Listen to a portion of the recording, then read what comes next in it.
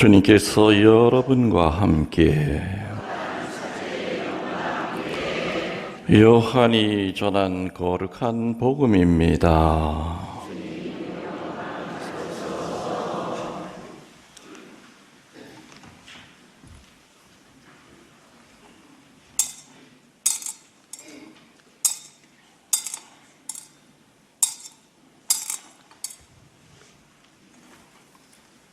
(1장) 29절에서 34절까지의 말씀입니다. 요한은 예수님께서 자기 쪽으로 오시는 것을 보고 말하였다. 보라, 세상의 죄를 없애시는 하느님의 어린 양이시다. 저분은 내 뒤에 한 분이 오시는데 내가 나기 전부터 계셨기에 나보다 앞서신 분이시다 하고 내가 전에 말한 분이시다. 나도 저분을 알지 못하였다. 내가 와서 물로 세례를 준 것은 저분께서 이스라엘에 알려지시게 하려는 것이었다. 요한은 또 증언하였다. 나는 성령께서 비둘기처럼 하늘에서 내려오시어 저분 위에 머무르시는 것을 보았다. 나도 저분을 알지 못하였다. 그러나 물로 세례를 주라고 나를 보내신 그분께서 나에게 일러 주셨다. 성령이 내려와 어떤 분 위에 머무르는 것을 네가 볼 터인데 바로 그분이 성령으로 세례를 주시는 분이다. 과연 나는 보았다. 그래서 저분이 하느님의 아드님이시라고 내가 증언하였다. 주님의 말씀입니다.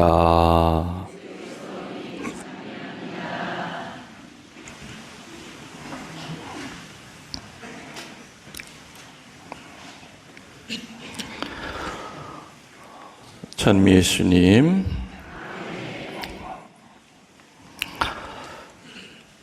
요즘 감기 진짜 한 달 가는 거 아시죠? 그러니까 조심하셔야 돼. 제가 지금 보름째.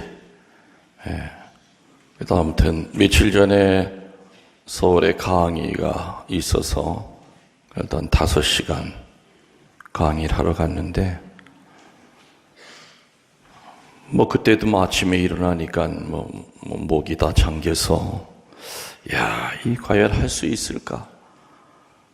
그런데다가 또 감기약을 너무 많이 먹어서 그런지 세상에 딱꼭질이 이틀 전부터 나기 시작하는데 딱꼭질이 안 멈추는 거예요. 아주 그냥 세트를 놉디다. 그냥 감기에다 딱꼭질에다가. 제일 귀찮은 건 코. 같은 물을 먹어도 뱀이 먹으면 그 물이 뭐가 돼요? 독이 되고, 같은 물을 먹어도 젖소가 먹으면 그 물이 뭐로 바뀌어요? 근데 같은 물을 먹어도 김묵렬 신부가 먹으면 콧물로 바뀌어. 참나 이거. 아무튼 거짓말 안 보태고 크리넥스 화장지를 이제까지 한 5통 이상은 내 쓴 것 같아. 계속 나와요. 그리고 아무튼 희한해요. 이번 감기는 기분에 나은 것 같아서 이제 나았다 하고선 자고 일어나면은 다시 또 시작이에요. 이게 어디 좀 유명한 무당 있으면 좀 나 좀 소개해 주셔.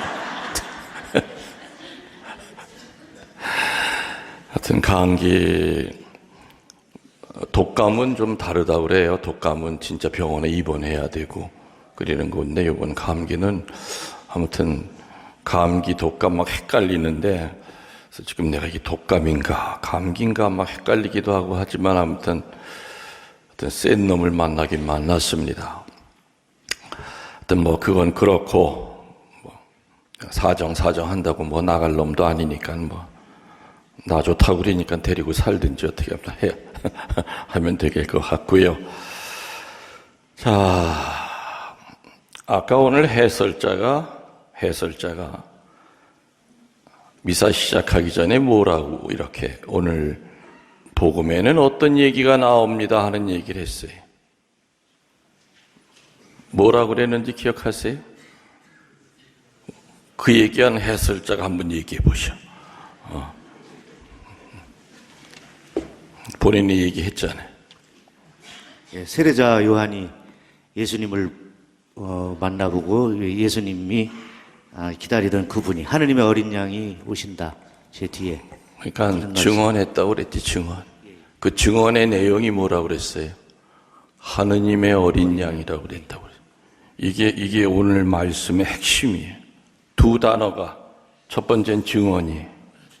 그리고 하느님의 어린 양이 뭐길래 세례자 요한이 그렇게 자신 있게 하느님의 어린 양이라고 얘기했을까? 세례자 요한이 하느님의 어린 양이라고 증언할 때는 어떤 생각을 갖고 하느님의 어린 양이라고 그렇게 자신 있게 얘기했을까? 우리 살아가면서 남에 대해서 가능한 한 증언 안 하는 것이 좋을 때가 있어요. 어디 법정에 가서. 맞죠? 그런데 살아가면서 시간 날 때마다 증언해야 될 때가 있어요. 그렇죠? 오늘 이독소한 우리 자매님, 나중에 말입니다. 한참 세월이 지나서 누군가가 그 옛날에 그본당에 김웅열 신부님 계셨다며요. 그러면은 뭐라고 나를 증언할 거예요? 말 잘 생각하고 하세요. 딱 하면은 오늘 세례자 요한이 예수님에 대해서는 하느님의 어린 양이라고 그랬어요. 그럼 자매님이 나를 이렇게 몇 년 동안 지켜보면서 겪어보면서 여러분들도 좀 똑같이 대답을 하셔야 돼요. 누군가가 아이고 난 멀리서만 유튜브에서만 신부님을 한평생 봤는데 직접 그본당 신자들은 신부님 겪고 나니까 어때요? 그분이 어떤 분이에요? 그럴 때 여러분들이 그냥 길게가 아니라 딱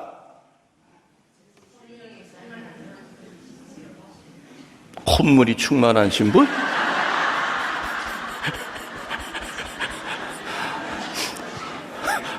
내 귀에는 콧물이 충만한 신부로 성령이 충만한 신부.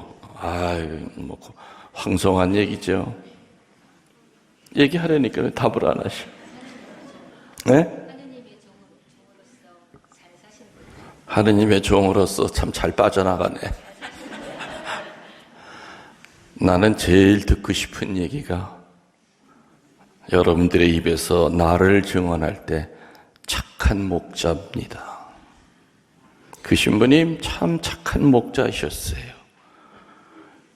그 소리 듣고 싶어요.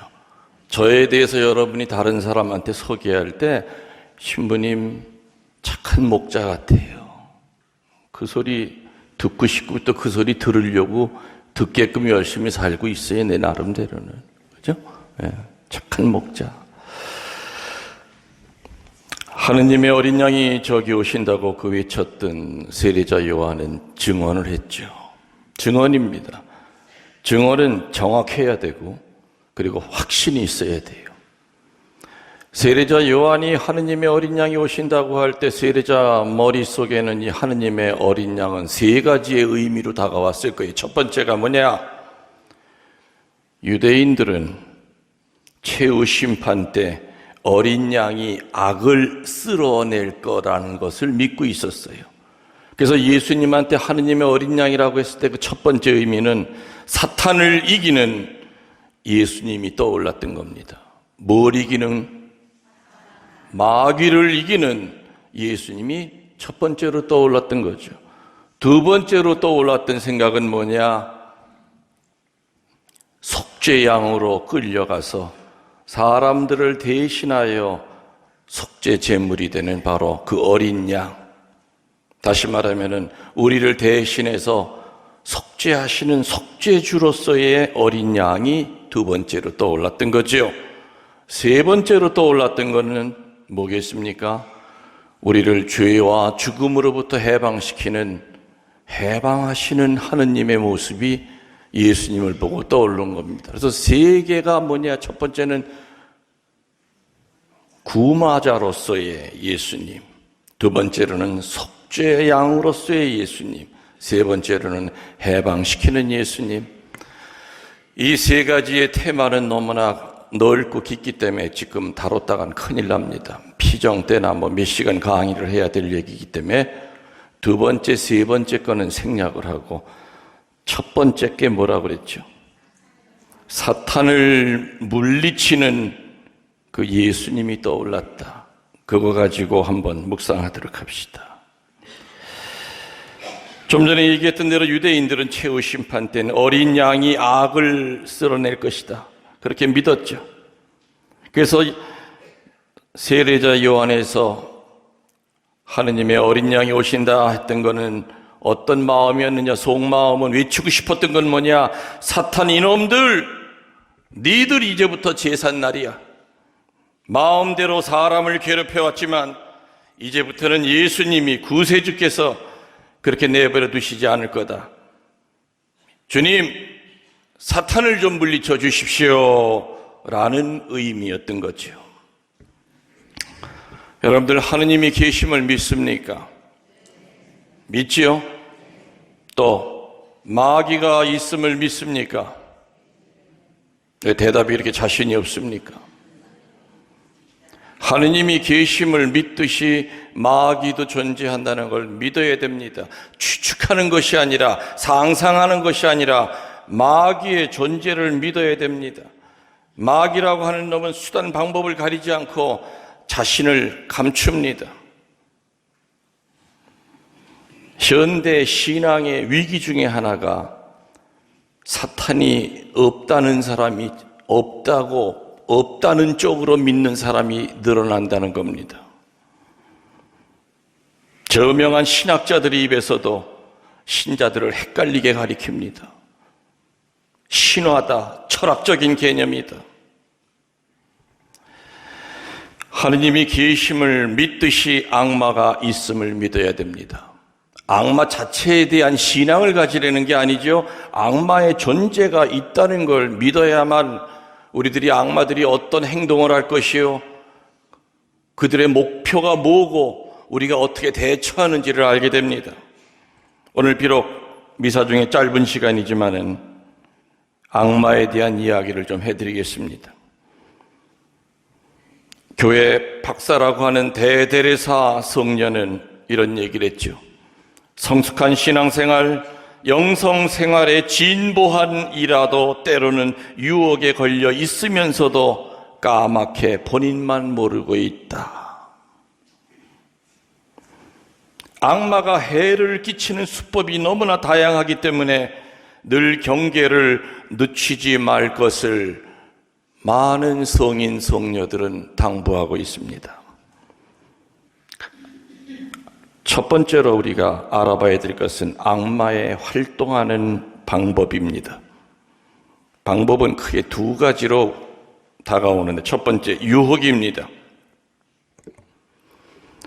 나의 나쁜 성향, 악습, 때로는 돌에 새겨놓은 그 상처, 이런 것들을 마귀는 파악해서 욕망을 부채질합니다.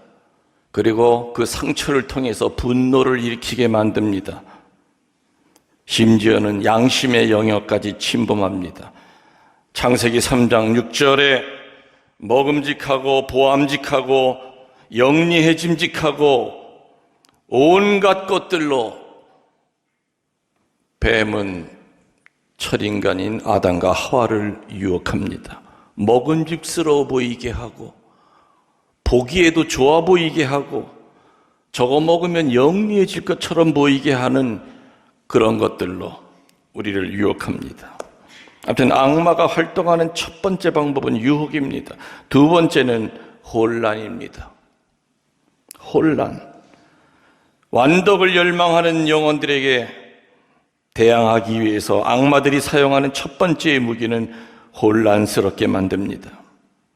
하느님에 대한 열정을 멈추게 하거나 주저하게 하고 마비시킵니다. 그리고 갈팡질팡하게 만듭니다. 내 옆에 계셨던 하느님이 어느 순간에 없는 것처럼 느끼게 만듭니다. 머리가 혼란스럽게 만들어집니다. 이제까 한평생 믿었던 그 하느님에 대한 신앙이 아침에 자고 일어나니까 갑자기 아무것도 없어지게 만듭니다. 내가 이제껏 사기당하고 살았나? 하느님이 정말 있단 말이냐?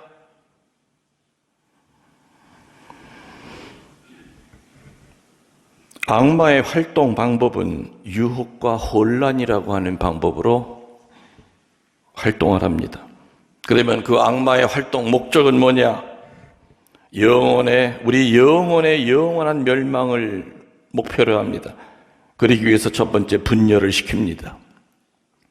인간 상호 간의 불화와 불안 이런 거를 조장합니다. 마귀는.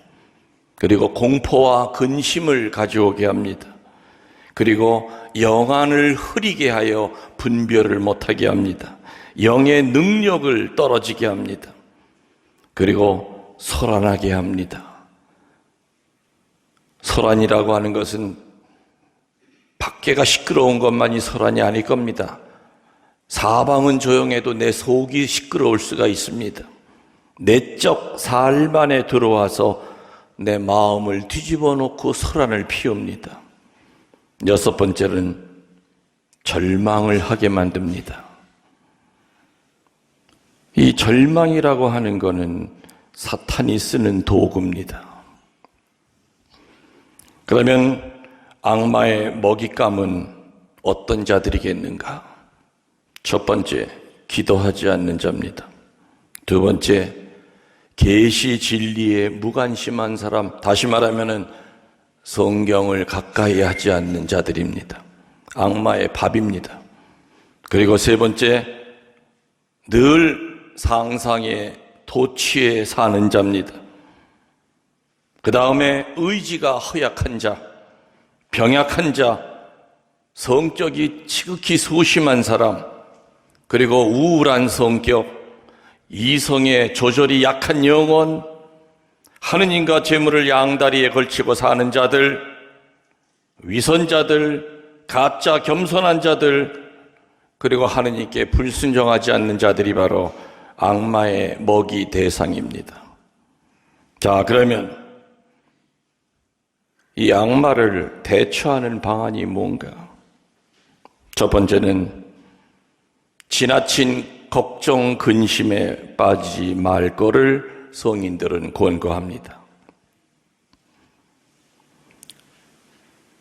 우리의 오관은 늘 세상을 향해 열려 있기 때문에 또 우리의 역사 안에는, 내 개인의 역사 안에는 좋은 것만 남아있지 않기 때문에 어둠과 빛이 공존합니다. 어둠 쪽에 한번 꽂히기 시작하면 자꾸 혼란이 오고 두렵죠. 걱정이 됩니다. 지나친 걱정, 근심을 버리려는 겁니다. 다른 말로 하면 담대하게 살아라. 담대한 마음을 가지고 살아라. 그래서 내가 늘 얘기 드리죠.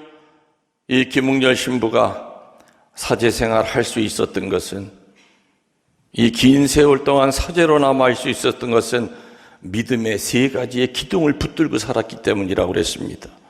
첫 번째 기둥은 뭡니까? 주님은 김웅열 신부 사랑하고 있음을 믿습니다. 두 번째 기둥은 주님은 이 김 신부의 어려움 반드시 해결해 주실 것을 믿습니다. 세 번째 믿음의 기둥은 주님은 김 신부의 앞길 선하게 예비하고 계심을 믿습니다. 이 세 가지의 믿음의 기둥을 붙들고 살 때는 지나친 걱정, 근심의 노예가 되질 않을 겁니다. 배짱 있게 살려는 겁니다. 십자가가 오더라도 너 와봐라. 내 눈 하나 깜짝 안 한다. 내 뒤에는 든든한 하느님이 계시고 내 앞길 예비하시는 주님이 나를 지키고 계신데 어디 네가 내 머리카락 하나 건드릴 것 같으냐. 담대한 마음이 악마의 대처 방법 첫 번째입니다. 아멘. 두 번째로 교회는 준성사를 사용하라고 가르칩니다. 뭘 사용하라고요? 준성사는 성수입니다. 성수라든지 평신도 드린 여러분이 할 수 있는 구마경 있죠? 나자렛 주 예수 그리스도의 이름으로 명령한다. 사탄아 물러가라. 주 예수 그리스도에게로 가거라.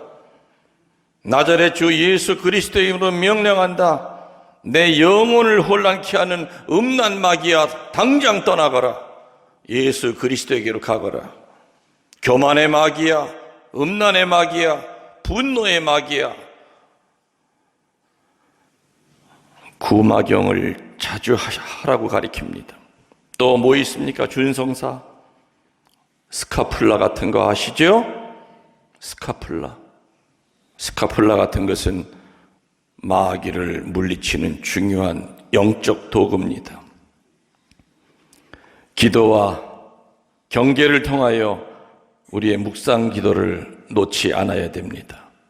그리고 때때로는 어떤 때는 내 육신이 너무 부유하기 때문에, 다시 말하면은 너무 육이 기름지면은 영의 생활을 할 수가 없습니다. 그래서 그때는 본인들이 알아서 단식, 금식 기도해야 됩니다. 가톨릭의 오랜 전통 중에 하나가 단식 기도였습니다.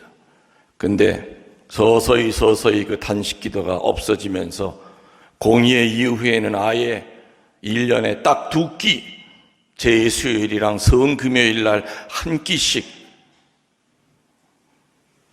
성모님의 메시지에도 보면은 우리가 마귀를 물리치는 첫 번째 도구로 단식을 권고합니다. 아무튼 육이 기름지면 절대로 영적인 생활과는 반비례합니다. 악마가 겁을 내는 영혼은 하느님께 온전히 바쳐진 영혼이요, 묵상 기도를 놓지 않는 영혼임을 우리들은 묵상해야 됩니다. 세례자 요한은 세상의 죄를 없애시는 하느님의 어린 양이 오신다고 했을 때는 그의 머릿속에는 3가지가 떠올랐다고 그랬죠. 첫 번째는 지금 얘기한 대로 사탄을 이기는 바로 예수님입니다. 두 번째는 우리를 위해 대신 돌아가시는 구속자, 구원자 예수님이 떠올랐고, 세 번째는 우리를 죄와 죽음으로부터 해방시키는 해방주로서의 예수님이 떠올랐던 겁니다. 세례자 요한은 예수님을 정확히 알고 증언했습니다. 세례자 요한이 주님을 정확히 안 것은 지식에 의해서가 아니라 성령의 도우심을 받아서였습니다. 성령의 도우심을 받아야만 그리스도를 알아볼 수 있는 눈을 가질 수 있고 증거할 수 있다는 것을 명심하도록 합시다. 세례자 요한처럼 겸손과 인내심을 가지고 세상에 나가 예수님을 증거하는 삶을 살도록 하며, 또 오늘 배우고 묵상한 사탄의 방법과 사탄의 목적과 사탄이 노리는 그 인간이 되지 않기 위하여 기도 생활, 성사 생활에 충실하도록 애씁시다.